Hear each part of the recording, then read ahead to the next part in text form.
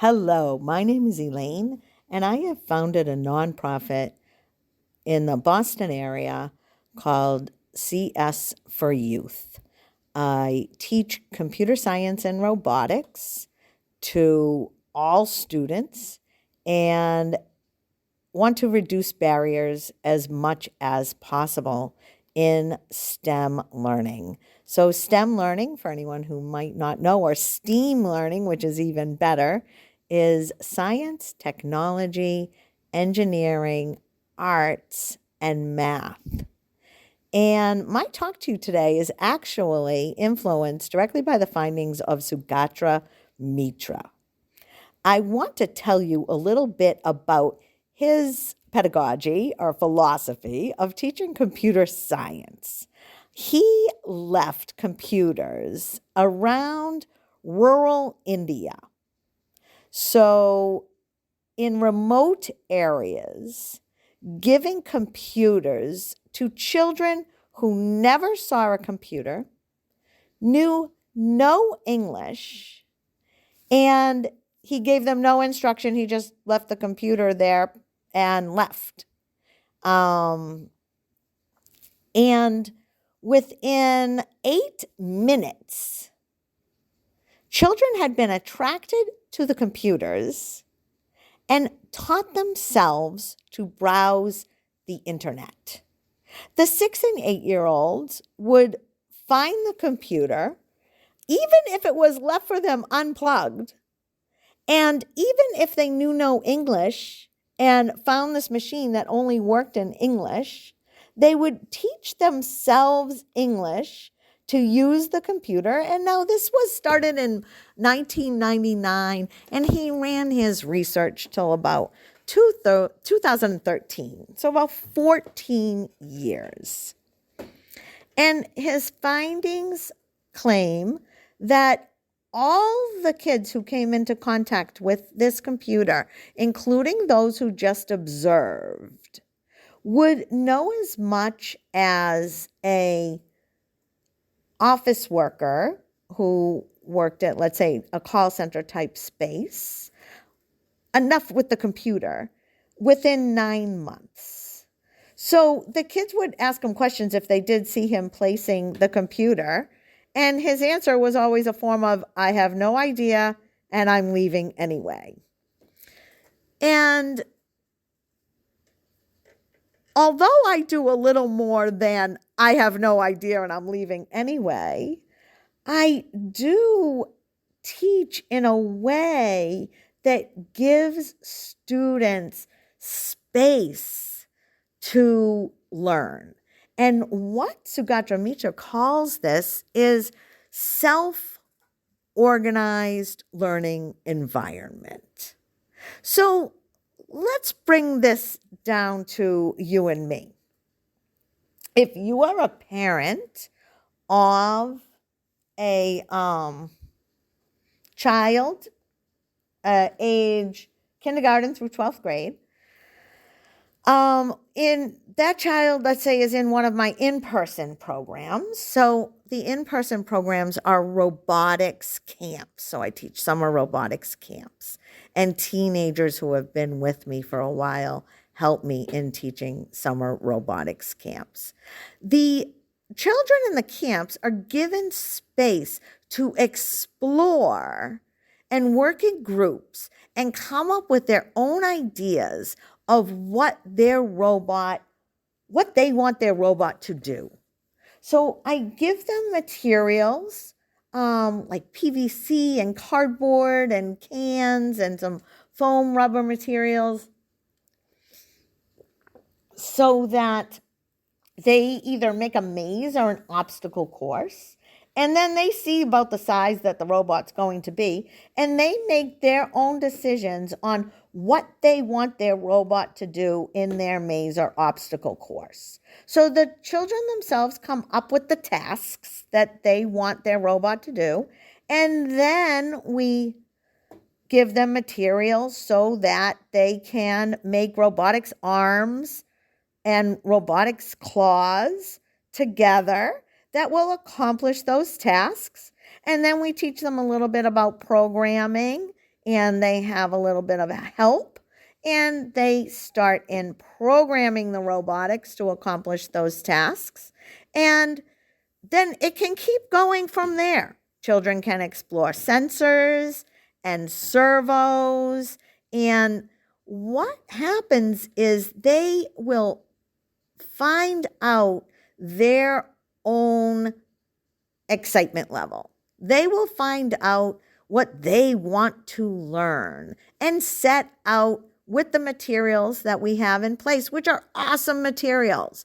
I teach with a curriculum called Bot Ball Educational Program through KIPR, KISS Institute for Practical Robotics. And for the camps, we use Junior Ball Challenge. And so it is a challenge curriculum where kids have open-ended materials and help to discover what they want, to be in an open learning space, to meet each other and decide who they're going to work with, and then have space to design their own robot and decide what it's going to do.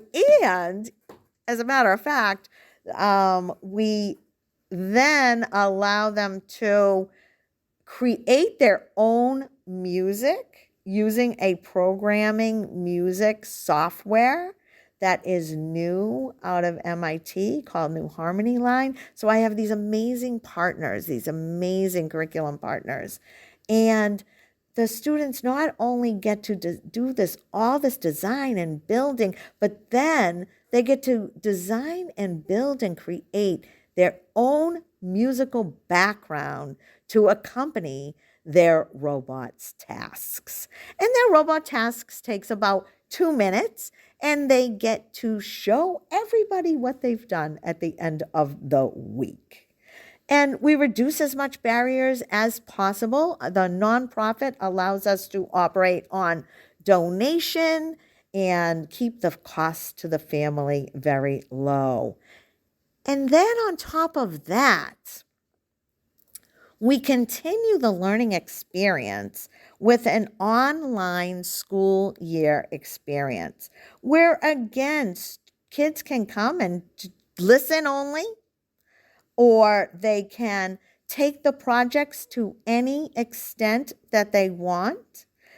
These are for all learning curves and literacy levels, so that they now are coming online, maybe with the partnership of a parent or an older sibling, or possibly even siblings partnering with each other, and acquiring knowledge and language skills in computer science. So depending on how they come in, you can come in with as little as a cell phone and join the class, and we will be using some of the software.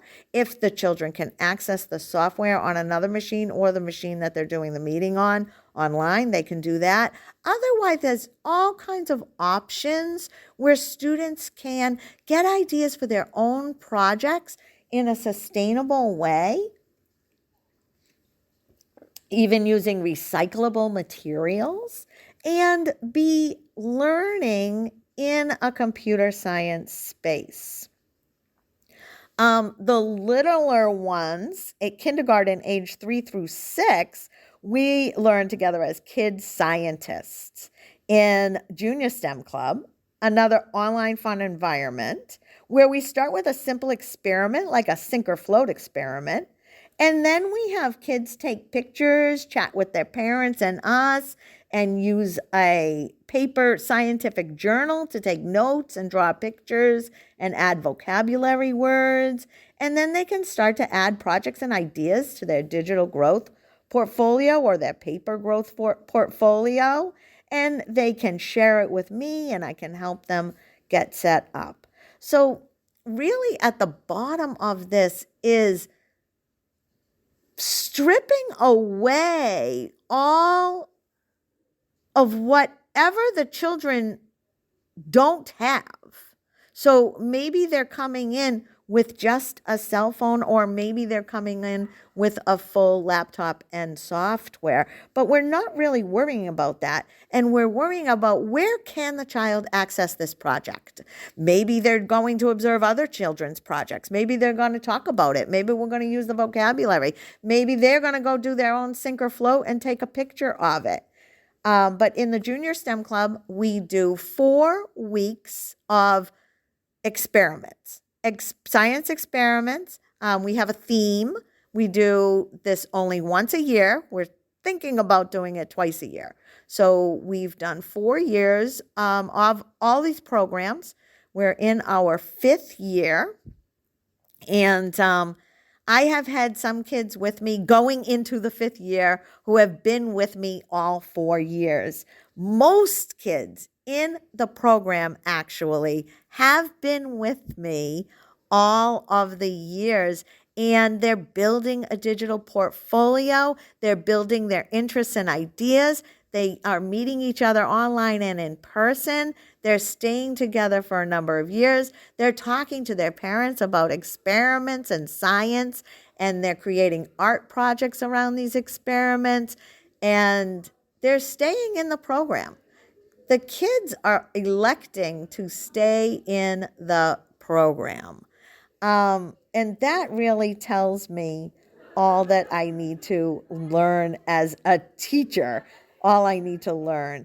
And it truly does mean that kids are anxious to do problem solving, not anxious in a bad way, anxious and excited, right? We have a lot of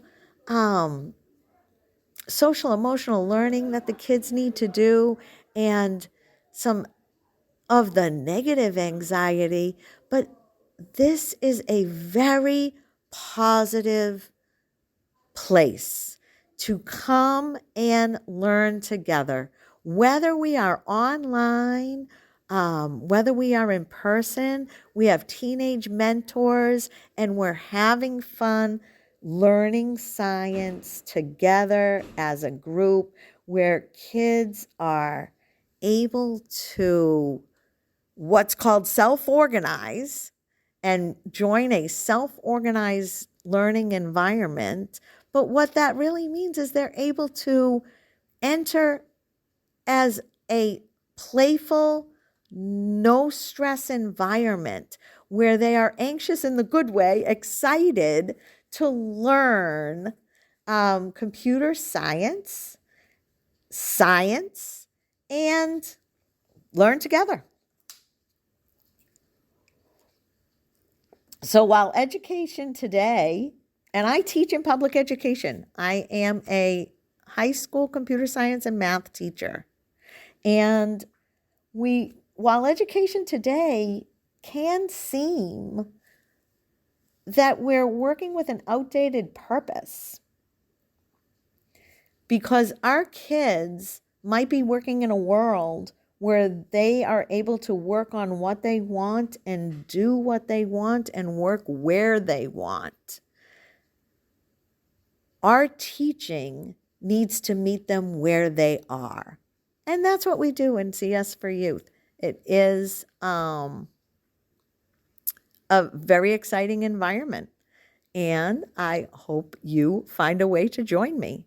This is Elaine Griggs from CS for Youth, and I thank Soars for this opportunity to talk to you today.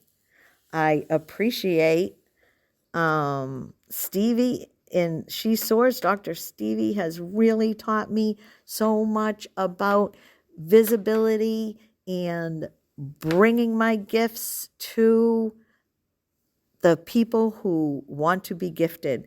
And I am just excited for us to get together, if that is at all possible. So thank you so much. Bye-bye.